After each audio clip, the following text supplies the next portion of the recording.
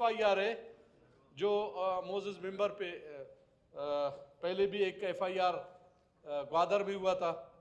اگر آپ اپنا آرٹیکل دیکھ لیں, آرٹیکل میرے خیال میں کوئی 66 ہے شاید, 66 میں یہ ہے کہ اسمبلی میں آپ جو بھی بات کرو گے اس پہ FIR نہیں ہوگا.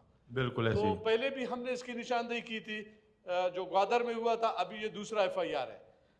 تو ہاؤس کو چلانے والے آپ ہو اور ہمارے تحفظات اور آئین کو بھی چلانے والے ہمارے یہاں پہ آپ ہو. بالکل ابھی یہ دیکھا جائے کہ اگر اس پہ عمل درآمد آپ کروا دیتے کہ جو گوادر میں غیر قانونی طریقے سے جس SHO نے جس نے غیر قانونی طریقے سے اس نے وہاں پہ FIR چاک کیے, اس کو اگر قانون کا پتہ نہیں ہے اس SHO کو, تو میرے خیال میں اس SHO کو وہاں پہ رہنے کا حق بھی نہیں ہے.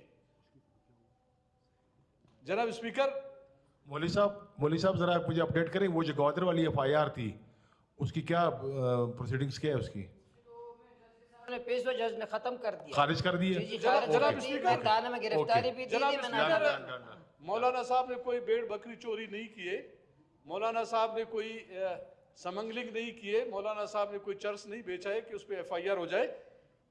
آیا جس لوگ غلطیاں کرتے رہیں گے, ہم اس کو ٹھیک کریں گے انشاءاللہ. اس میں دو چیزیں ہیں, جج اس کو پھانسی نہیں دے گا, دے دے بھی میرے خیال میں اس چیز میں اس کے لیے فخر کی بات ہوگی کہ اس کو پھانسی دے دیا.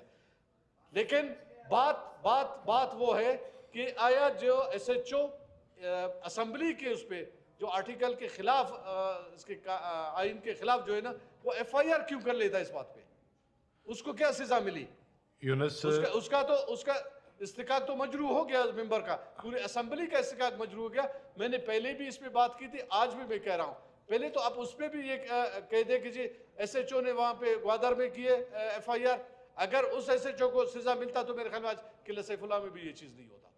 کل کو کوئی دوسرا وہ کر لے گا, پھر ہم کیا کریں؟ یا تو پھر یہ کیمرے بند کر دے, ہم اپنا یہاں پہ کوئی نہیں آئے, ہم بات کریں گے تو یہیں پر بات رہے گا, باہر نکلے گا تو ہم پہ FIR ہوگا. جناب اسپیکر, آپ اس پہ ایک رولنگ دے دے اور کوئی اچھی سے رولنگ دے دے تاکہ اس SHO کو کم سے کم بلایا جائے. میں SHO کو بھی بلاؤں گا,